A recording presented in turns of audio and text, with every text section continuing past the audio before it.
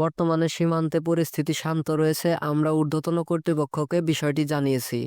এ সময় লালমনিরহাট ১৫ বিজিবির অধিনায়ক লেফটেন্যান্ট কর্নেল শাকিল আলম বলেন, বিএসএফ সদস্যরা বাংলাদেশে প্রবেশ করে বাংলাদেশিদের মারধর করবে, এটা এত সহজ নয়।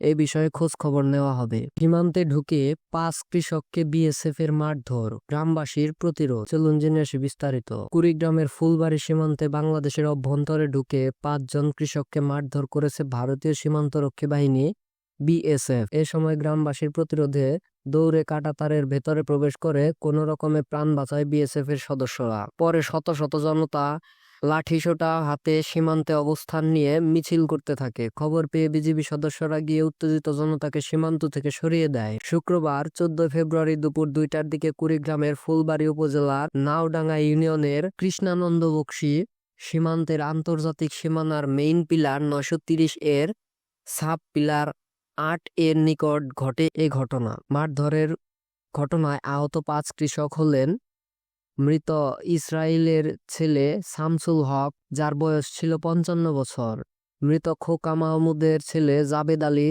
তার বয়স ছিল ৬০ বছর, কাশেম আলী, যার বয়স ছিল ৪৮ বছর, রিপন মিয়া, ওনার বয়স ছিল ৩৫ বছর এবং তাজুল ইসলাম ৩৮ বছর। আহত শামসুল হক জানান, দুপুরে তারা ১০ থেকে ১৫ জন কৃষক সীমান্তের শূন্য রেখার কাছাকাছি তাদের চাষ করা ভুট্টা, মরিচ ও আলুর ক্ষেতে কাজ করছিলেন। এ সময় তারা দেখতে পান ভারতের নারায়ণগঞ্জ বিএসএফ ক্যাম্পের ১০ থেকে ১২ জন বিএসএফ সদস্য তাদের হরিদাস কামারপাড়া গ্রামের কাঁটাতারের ৩ নম্বর গেট খুলে শূন্য রেখার দিকে আসছেন।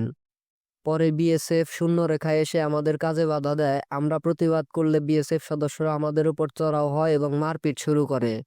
এ সময় প্রাণ ভয়ে কৃষকরা গ্রামের দিকে দৌড় দিলে বিএসএফ সদস্যরা তাদের পিছু নিয়ে গ্রামের ভেতরে প্রবেশ করে। পরে গ্রামবাসী একজোট হয়ে বিএসএফ সদস্যদের ধাওয়া দিলে তারা পালিয়ে যায়। এদিকে সীমান্তের ওপারে দুটি পিকআপে আরো ৫০ থেকে ৬০ জন বিএসএফ সদস্য মোতায়েন করেছে ভারত। এই খবর ছড়িয়ে পড়লে বাংলাদেশের গ্রামবাসী লাঠিসোঁটা নিয়ে সীমান্তে জড়ো হয়ে মিছিল করতে থাকেন। পরে খবর পেয়ে বিজিবির সদস্যরা ঘটনাস্থলে গিয়ে উত্তেজিত জনতাকে শান্ত করে সীমান্ত থেকে সরিয়ে দেন।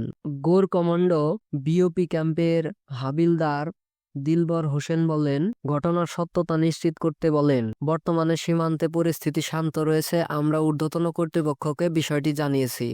এ সময় লালমনিরহাট ১৫ বিজিবির অধিনায়ক লেফটেন্যান্ট কর্নেল শাকিল আলম বলেন, বিএসএফ সদস্যরা বাংলাদেশে প্রবেশ করে বাংলাদেশিদের মারধর করবে, এটা এত সহজ নয়। এ বিষয়ে খোঁজ খবর নেওয়া হবে। ধন্যবাদ।